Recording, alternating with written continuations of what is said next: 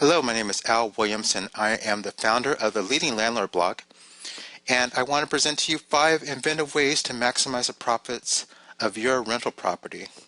Let's get into it. So there are 5 ways to operate. Let's talk about a 3-bedroom, 2-bath as our example property.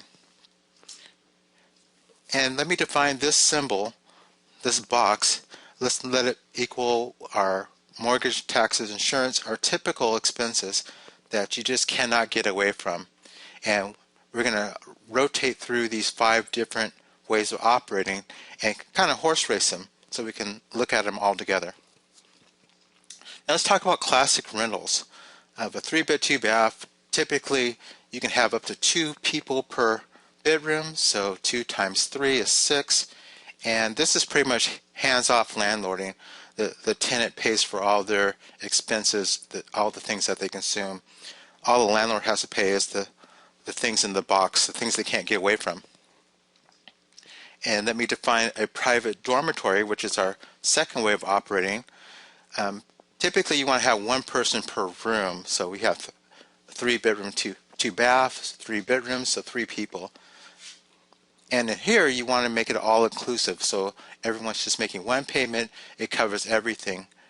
So you want to have furnishing, you can pay for the utilities, the electricity, water, and gas. You can throw in the Wi-Fi because that's absolutely essential these days for people in dormitories. The next one is the third way is rooming house. And in here for a 3-bed, 2-bath, you're going to have 5 people and an on-site manager will be your 6th person. So you can have your regular expenses you can't get away from in the box. You can have some furnishings, and you're going to have to pay for the electricities, water and gas they consume. There may be a bunk bed situation. It's not going to be nice furnishing for this. It's typically people who don't have a lot of housing options. And the on-site manager is going to cost you some money because you need that person to enforce all your rules. It's absolutely essential. So 5 people paying, 1 person not paying but enforcing your rules. The fourth way of operating is a bed and breakfast or short stay housing type of setup, an Airbnb type of setup, where you're going to have an on-site manager. This time it's going to be an innkeeper, a high-end on-site person. And you're going to rent out the 2 other bedrooms. Okay, so you have your fixed expenses. You're going to have some VIP furnishings, make it very nice for them. You're going to pay for all the utilities, water, gas, high-speed Wi-Fi, absolutely, and you're going to have an upgraded cable entertainment package for them. Maid service goes along with it too. Now our 5th way of operating is corporate housing, where you're actually renting your 3-bed, 2-bath to a corporation or a business. That's the difference, not an individual. And people in businesses, the type of folks that you're looking for, want their own bathrooms. So since you have 2 bathrooms in this dwelling, you can have 2 people. Now the way to make money here is, of course, you're competing against hotels. That's why businesses go with corporate housing. So you can have regular expenses, some VIP furnishings. You're going to pay for all the utilities, hi-fi Wi-Fi,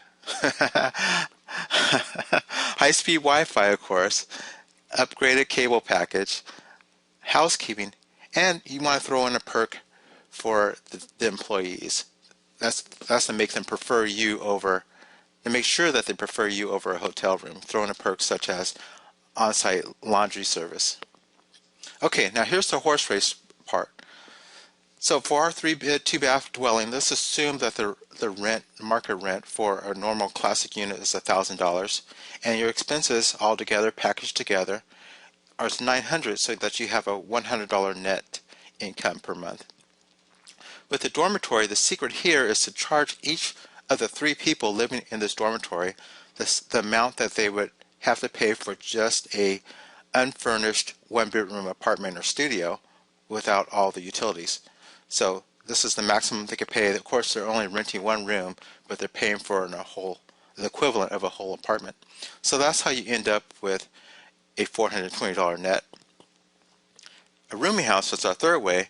typically you're charging people on a weekly basis, and they don't have many other housing alternatives to pay maybe $100 a week or so.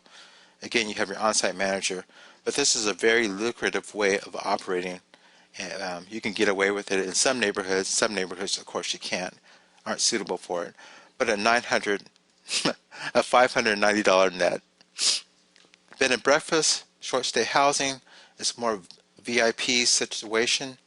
You can walk away with at least a $645 net income renting out those 2 rooms. Corporate housing, again, you have 2 people, and those folks are long-term hotel users, and they're going to prefer your place over a hotel, especially when you throw in a significant perk, whatever it could be, but you want to throw in a perk for the employees who are actually living there. The corporation, of course, will want them to be there because it'll be cheaper for them. So you can walk away with a minimum profit, what I'm assuming is $835. Again, you're competing against hotel pricing. Let's put this all together. 3 takeaways of what you could understand from what I'm sharing with you. Is the first one is that you can increase your net income by adding services. The hands-off landlording is the least profitable way to operate.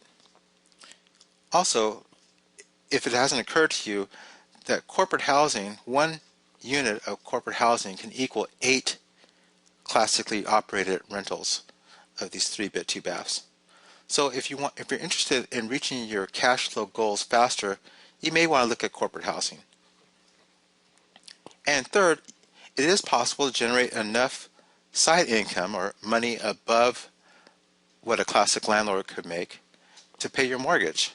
So in our example, this 3-bed 2 bath with 2 people living in that corporate housing unit, that was a $835 net, and that would have been enough to cover the mortgage of this place. So I hope that was kind of eye-opening to you a little bit, or a good reminder. And if you would like my help with positioning your rentals and increasing your cash flow, you can check me out at 2xrent.com.